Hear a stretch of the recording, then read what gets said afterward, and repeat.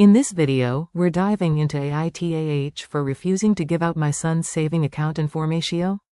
Whether you're new to AI or looking to deepen your understanding, this breakdown will give you everything you need to know.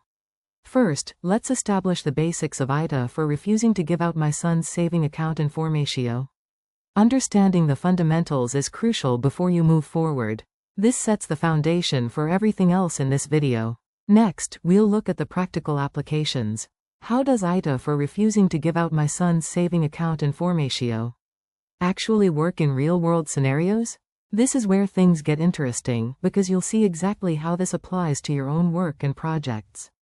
Finally, here are some key takeaways about AITAH for refusing to give out my son's saving account informatio.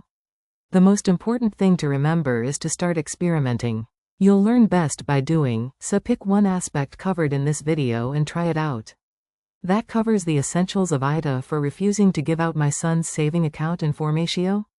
If you found this helpful, hit the subscribe button for more deep dives into trending topics. Let me know in the comments what aspect you're most interested in exploring further.